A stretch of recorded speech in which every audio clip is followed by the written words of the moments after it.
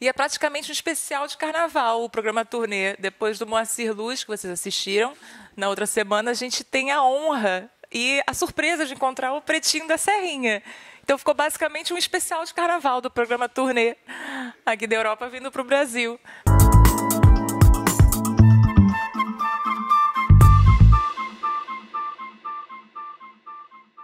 Pretinho, que prazer te ter aqui.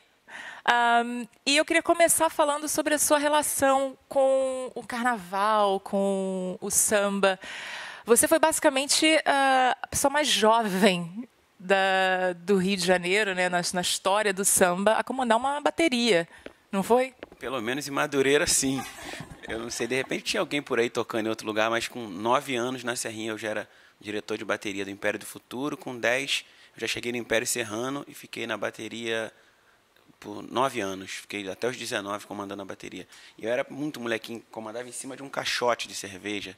Eu era tão pequeno que para eu poder ser visto pelos ritmistas, eu tinha que colocar em cima de um caixote.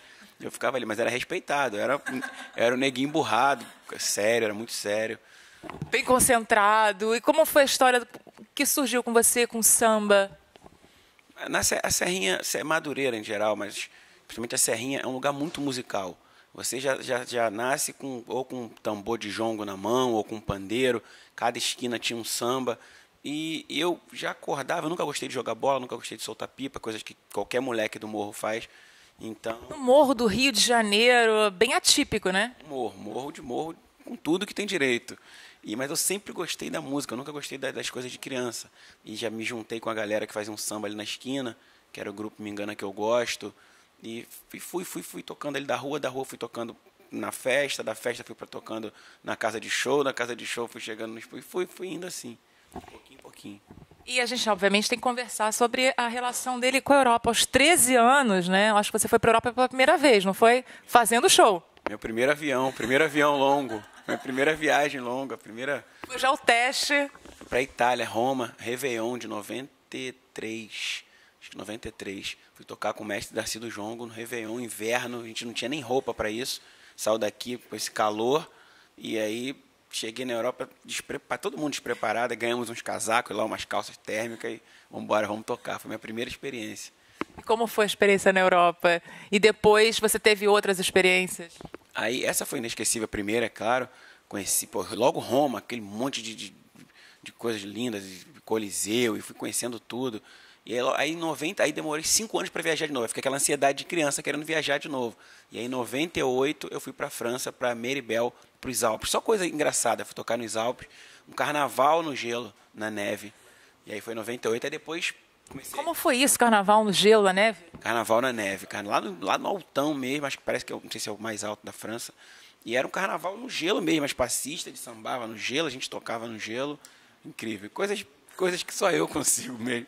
E aí depois daí eu comecei a tocar com o Seu Jorge já em 2003, 2001, 2002, aí comecei para a Europa direto, quase morei na França. Eu fiquei indo a Paris, tipo, eu cheguei a voltar de Paris, passar 2 dias aqui e voltar para Paris.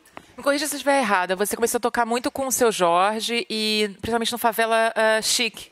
Favela Chique. O Seu Jorge lançou um disco chamado Cru na França, que foi produzido pelo francês, pelo Jérôme Pigeon, que era o dono do Favela Chique, um dos donos.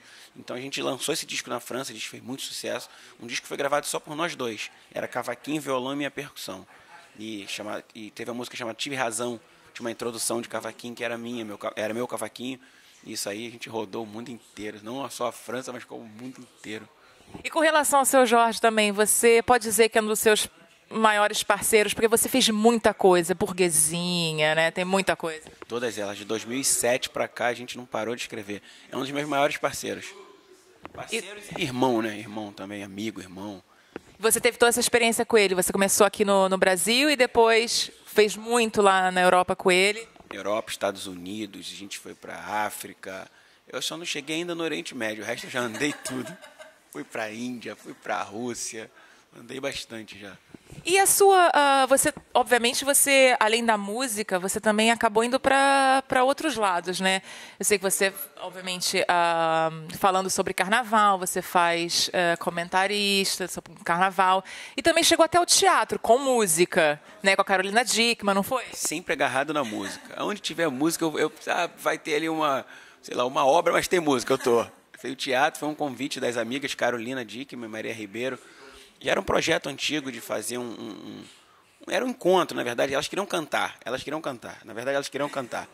Aí me usaram porque elas queriam cantar. Só que aí elas queriam cantar e eu comecei a gostar de atuar. Então foi uma troca boa e deu certo. Fizemos uma temporada. Era para ser isso mesmo. E todo mundo ficou, mas por que não faz mais? Era para ser uma temporada, porque a Carol mora fora. A Carol está morando nos Estados Unidos. E a Maria escreve 1000 coisas aqui. E aí mas foi sucesso. Como foi a atuação para você? Eu gostei. O início é tenso, você fica ali querendo olhar, querendo buscar o roteiro, sabe? Olhar, mas vai relaxando, vai relaxando. Eu lembro quando eu ia percebendo assim pelo roteiro que estava chegando ao fim, ia me dando uma tristeza, sabe? Eu queria fazer mais.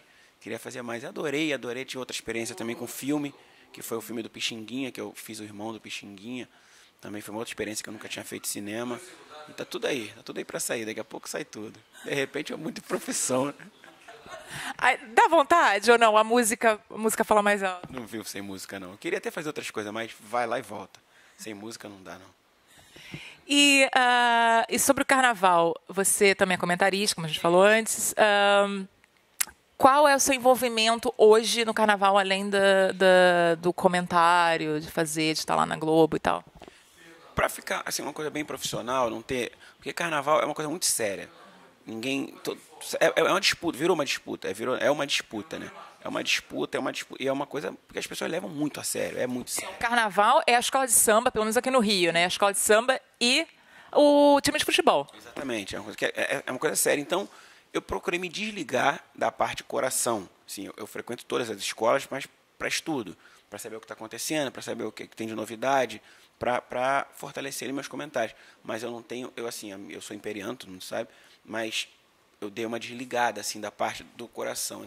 Dá para ser neutro nessa hora? São 13 escolas esse ano, uma eu vou sofrer. Aí uma eu vou ficar ali no meio do caminho, mas tem que ser. Mas já fiz. Fiz alguns com o Império no grupo de acesso, era uma outra experiência, agora o Império no grupo especial. Não sei o que vai ser, mas quando eu vejo que está muito difícil, eu saio da sala e vou assistir lá de fora, deixo meus colegas falando lá, eu fico neutro lá fora assistindo o Império. Falo pouco. E planos, Pretinho? Tem planos? A gente pode esperar ele na Europa, será? Eu tenho planos agora, estou terminando meu disco, meu primeiro disco solo. Apesar de ter esse tempo todo de trabalho, mas é meu primeiro disco, ninguém acredita. Primeiro disco solo e... Porque a gente, sabendo toda a sua história, que é longa já com a música, é engraçado, a gente acha que você já tem vários CDs, DVDs, tudo. É o meu primeiro solo. Eu tive um grupo, fizemos um disco, mas o meu é o primeiro. Que eu estou tratando com carinho, consegui terminar agora. Era o trio, que depois virou mais um. Que surgiu na Europa, esse trio preto mais uma coisa da Europa, foi da França. Que o Jerome, a gente tocando com o seu Jorge, nós começamos a ficar tipo aqueles músicos famosos, que chegava na rua, as pessoas queriam falar com os músicos também, com o trio. E o Jerome falou, vocês precisam ter um nome. A gente uma vez foi para Londres, e aí uma revista grande de Londres queria uma entrevista com a gente. A gente, cara, mas não tem nenhum nome, como é que vai ter uma entrevista com 3 neguinhos que não tem um nome? Aí o Jerome falou, você tem que ter um nome, e colocou Trio Preton. Trio Preton. E aí a gente falou, pô, vai chegar no Brasil com Trio Preton. E aí a gente precisava colocar mais um também para fortalecer o canto. A gente colocou o Didão, mas também não queria perder o trio. E aí ficou Trio Preto mais um, coisa estranha. Muito obrigada, Pretinho. Eu espero que você não fique tão nervoso quando vocês virem isso aqui. Já vai ter ficado bem nervoso na Sapucaí, já vai ter visto as escolas. E a gente espera aqui que você... Não adianta, eu fico. Não adianta. Eu falo que eu não fico, mas a partir da segunda escola vai dando uma relaxada. Mas o início é sempre tenso, é tenso. Cada ano é um ano, cada carnaval é um carnaval, então é difícil, é bem difícil. Não dá para chegar lá achando que está tudo certo, que não está, não. E não dá para viver longe de carnaval, né? Não dá, não tem como. Tem gente que nasceu nisso. Nasceu, minha mãe foi porta-bandeira, meu pai ritmista, meu tio foi fundador da bateria do Império. Não tem como eu sair disso. Até eu, gente, fugi da Europa para vir para cá no carnaval. Você vem para cá pro carnaval, você acha que eu vou sair daqui para quê? Exatamente. Não sai daqui não, tá bom aqui. Obrigada, Preti. Muito sucesso sempre. Quem sabe a gente espera lá um dia, né? Sorte, vamos embora. Já a gente está por lá. Já cheguei a Portugal, é só mais umas 2 horinhas. Mais um passinho, você está lá na Alemanha, na Holanda, a gente se encontra lá. Chego lá, obrigado. Obrigada, gente. E a gente vê na próxima semana no programa Turnê. Beijo.